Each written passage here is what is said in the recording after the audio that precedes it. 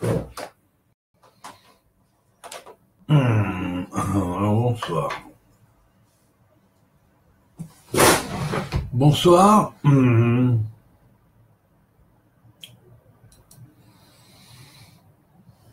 Alors, je voudrais parler d'un sujet sur la Kabbale internationale. Ceux qui disent que la Kabbale authentique n'est que la Kabbale juive, en hébreu, se trompent. Vous trompent en agissant soit de mauvaise foi, en disant cela de mauvaise foi, soit en mettant en exhibition finalement leur ignorance. Car la Kabbalah, même si elle est d'une manière indissociable liée à l'hébreu, elle est et elle reste une science du verbe qui est totalement universelle. Elle ne peut qu'être déformée et dissociée de son contexte universel si on la place à un niveau purement local. C'est la Kabbalah, ce qu'est la Kabbalah dans la terminologie universelle, décodée au travers de l'égyptien antique phonétique et la Kabbale phonétique française établie en grande partie par les kabbalistes versés dans l'alchimie médiévale au Moyen-Âge, des écoles du Haravad, Rabbi Ben David de Posquier, Abraham Ben David de Posquier et son fils Rabbi Israq Saginaor qui ont établi les premiers groupes de kabbalistes de chaîne de 10, disons. Et ensuite, à travers de Ezra de Gérone et du Ramban, ça s'est répandu ensuite en Espagne, mais la Kabbalah a vu sa naissance, comme dit Gershom Scholem très justement, dans le midi de la France, avec notamment l'établissement de la Kabbalah dite phonétique française. Dans le domaine de l'alchimie, qui est le seul domaine de l'alchimie qui est lié qui a une Kabbale établie, phonétique. Ensuite, on a vu bien sûr Ibn Ezra et Rashi, les deux célèbres commentateurs de la Torah et du Nar, notamment Rashi qui a introduit près de 1000 termes de l'ancien français avec toute la Kabbale phonétique qui en dérive dans les commentaires de la Kabbalah, dans son commentaire, disons pshat, ou apparemment pshat, ou basique, si on pourrait dire, de la Torah et du Nar, et les célèbres commentateurs de la Torah, donc, qui sont d'autres kabbalistes comme Rabbi Abraham Ibn Ezra, qui est le grand de la Kabbalah prophétique, qui s'appelle donc Rabbi Abraham Boulafia, et de nombreux qui l'ont suivi et qui ont suivi ces kabbales-là, cette notion-là en France, en Italie, en Espagne. Alors bien sûr, on va analyser le terme Kabbalah et on va voir au travers de l'égyptien ancien tout d'abord. Ka, Ba et La. Alors Ka, c'est quoi le Ka? C'est l'âme supérieure qui est descendue au niveau le plus inférieur pour le révéler et pour le relever et pour engendrer par la suite ce qu'on appelle le corps glorieux. Donc c'est le partie de l'âme qui est la plus haute, qui s'habille dans la matière la plus basse et au niveau le plus dense. Car il faut savoir que, comme le dit le traité du Psautier d'Hermophile, que ce que nous considérons comme le corps et comme l'âme contient toutes les fonctions et toutes les vertus que le corps possède. Simplement, le corps représente l'aspect le plus dense de la matière, mais il faut savoir que l'âme, en montant, revêt d'autres corps qui sont d'un aspect plus, disons, subtil que le corps physique. Mais ça ne veut pas dire que le corps n'existe pas, le corps existe à tous les niveaux de l'âme. Ça fait partie de l'hermétisme de base, qui est la science de Tiferet de la Torah. Alors la Kabbalah, hermétisme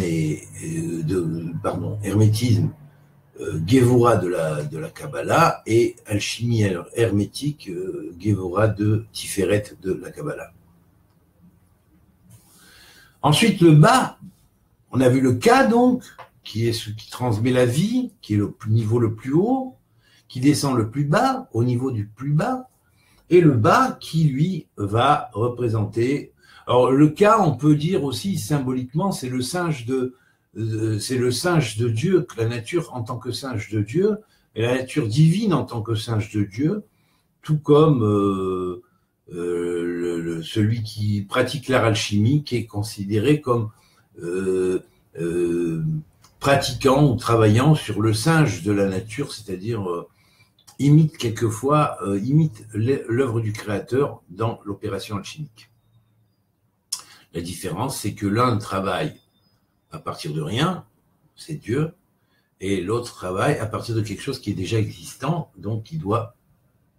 transmuter, renouveler. Alors bien sûr, ensuite, on a le bas qui représente l'âme intermédiaire se mettant en marche, puisque le bas, c'est aussi le pied en égyptien qui symbolise le régel, le malchout, qui se met en marche pour acquérir les différentes stations, aller au travers des 42 stations sacrées, hein, et au travers de ces 42 stations sacrées que nous trouvons en Égypte, dans la tradition égyptienne, en parallèle des 42 stations sacrées que nous trouvons lors de la sortie et après la sortie d'Égypte, dans les cités dans la paracha de Masré, où on cite les pérégrinations d'Israël dans le désert, où on cite les 42 étapes dans lesquelles sacrées et consacrées, dans lesquelles le peuple est passé. Donc, nous avons ensuite le La. Alors le La, on va l'écrire en phonétique en français, L-A-H, ou Lamed avec un patach en dessous et un kamatz en dessous et un He à la fin. Alors bien sûr, ça veut dire quoi? Ça veut dire apprendre dans la chambre cachée du sphinx, puisque le Lamed en égyptien, le Le ou le R, représente le lion, le sphinx, la base du lion, alors que le son A représente l'aigle. Donc on a déjà deux facettes du sphinx qui sont la facette lion et aigle, et on va avoir au travers du He final la sortie, ou enfin l'homme qui rentre dans le labyrinthe, hein, et qui est à la fois revêtu de l'aspect du lion et de la tête de l'homme, et de la tête de l'aigle, hein, l'aspect de l'aigle et l'aspect du lion, il va trouver donc la porte du labyrinthe après avoir tué le Minotaure, qui est